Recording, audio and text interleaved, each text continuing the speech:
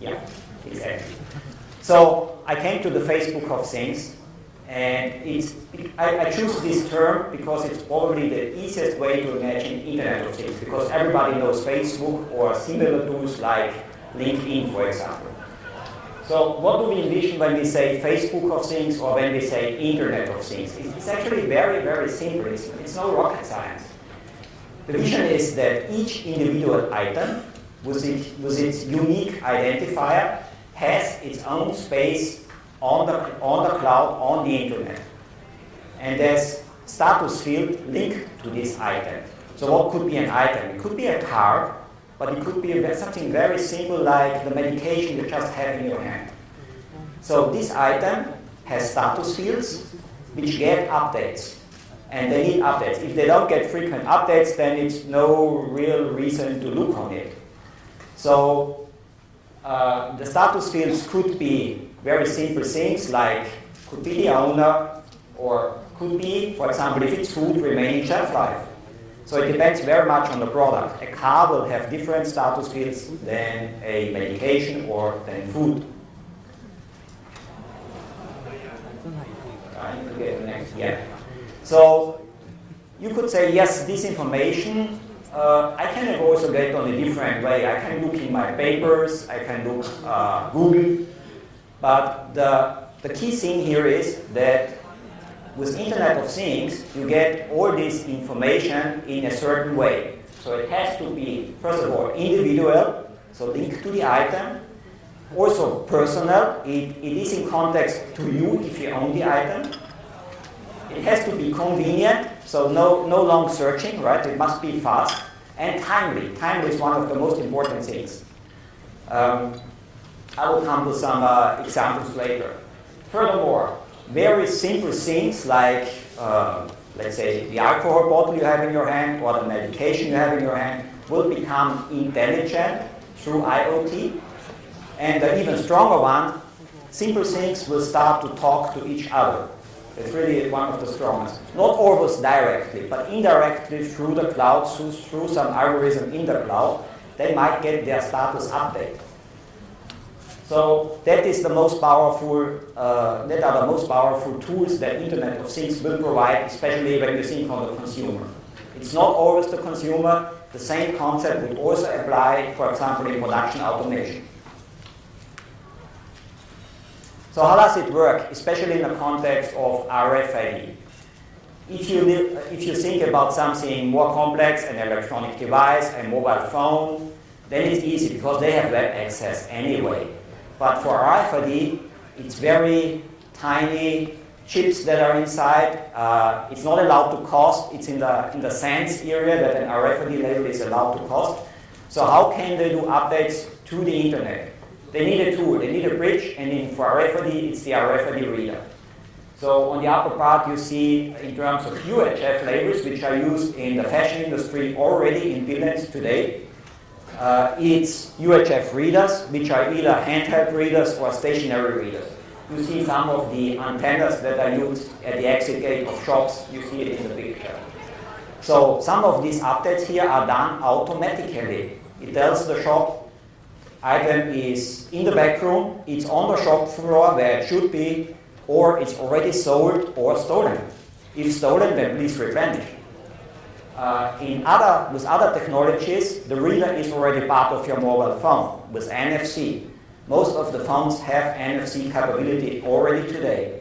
So you have your RFID reader in your hand already. So the question we can ask ourselves is, okay, fine, Internet of Things, but which things? Where does it make sense to implement? Where do I really want to know something? I give one example here with the car, a complex thing. So for cars, there's definitely a lot of things you might want to know and which also changes over time. For example, it's about, for example, the maintenance. Yeah? When should be the next maintenance service? I always forget to do it, for example. Or other things like, which are very dynamic. What is the actual resale value of my car? Not just the same type of the car, but precisely my car with that amount of kilometers on it. So those are things you would probably like to know and get it, again, in a very convenient, matter. Not that you have to Google or look into your papers or go to the car dealer. It should come on a mouse click. So that's one example. But of course, there are many, many more, and there are also many more items that could be part of the Internet of Things. You could think of food. It's about shelf life. How much shelf life is still there for the food item, for example, for fresh meat or for vegetable. Medication is a very important topic. Again, it's about out-of-date stamp. Is it still valid? Or medication. Can I use that medication together with that medication, or will it harm myself? So that's a real nice topic for Internet of Things, where actually products can update each other. Of course, there need to be standards and agreement in place. So here you see a lot of examples. I will not list them all, just to give you the idea that there is big motivation to implement Internet of Things with the help of RFID. So to cluster it a little bit, where is Internet of Things most compelling? And in a generic term, it's items which change their status in a short time manner, so very often. So what could change? Of course, location is one topic. Definitely. Location is one of the important topics, but there's also others. Then if you dig a little bit deeper, which product categories are interested, anything that is related to health, because it's for your own safety. You need to know about the status of the product. Medication, is it out of date, or had it also had the right temperature? Is it still working? Because if it gets too hot, maybe it's not working anymore. Or medical tools, did they have the right service and maintenance? Really important, otherwise people can be injured. And then also topics, items with a very high value. Why? Of course, they are subject to theft, but they are also subject to counterfeit, and they are subject to gray channels. I just learned that gray channel is even the bigger problem for the manufacturers, for the brand owners, than counterfeit. And then there's also things with a very sophisticated production flow, and that applies to cars. Just recently, there is an update in the car industry, especially for the car suppliers, the tier 1 suppliers to the car industry, to use RFID for production automation and supply chain logistics. Why? Because already today, you can order your customized car from the internet. So you go to the Volkswagen webpage and you click and select your, the color of the seat and the adjustment on the car, and you get your customized car. So obviously the production of the car becomes more and more complex. It's not one type, always the same, I produce this in high volume. No, it's more individual. So therefore they need to have a good logistic, and they will use Internet of Things for that one. Going further to another topic, and it wasn't touched much today, so everybody was assuming that consumers actually don't care about their own privacy. But actually in the break out there, we had a good chat where actually some of the technology providers are saying, well, I'm actually concerned about privacy. And it's a topic that definitely can be solved, but it has to be taken care of. So obviously you will need different levels of privacy. So there will be data on the web for this one thing that I own. Let's say it's a car or it's a medication that are private, that nobody else should see. Then there's something I want to share with my friends and family. Could be, sure. There probably is a governmental sector, especially for the car location and border crossing. The government is interested.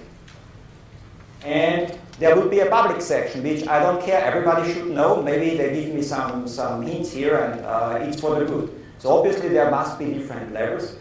And the borders between those levels must be very stable, so there should be no leakage. That's important here.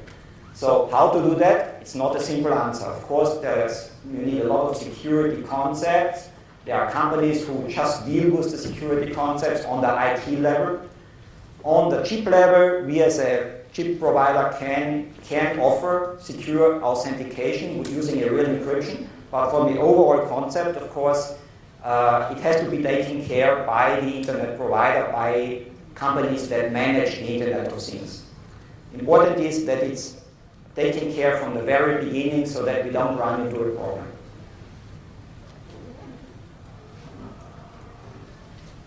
And finally here an example of IoT already available today. Just for this handbag, we have it out on our booth as well. There is an NFC application with it. Actually, it's not an app, it works automatically. You touch it, there's an NFC label inside, and you get all the information about that product. But even more, in this case, the owner volunteered to even put the name if the bag gets lost, so it could be returned. It's important to mention this must be an active decision of the owner, because otherwise, if this is done automatically, not all people would want their name somewhere, right? Accessible to other people. So, Internet of Things is already here today, and that is just one very simple example of it. Finally, a little bit about NXP as a company, which I work for. So we are about $5 billion company, 25,000 employees. And actually our fields are a lot in the automotive industry. Almost a quarter of the company is selling into the automotive. We do a lot in security, chips for banking, chips that are in the passport, for example. And we do a lot about mobile, chips that go into mobile phones, but also in wearables. And as you see in the corporate company presentation, I just copied this from our corporate presentation. Internet of Things is already a big pillar there. So this is where RFID belongs. So in closing, what do we have to remember? See, Internet of Things offers item-level status updates. We have to manage privacy, it's important. And the promise is that this will happen individual, personal, convenient, and timely.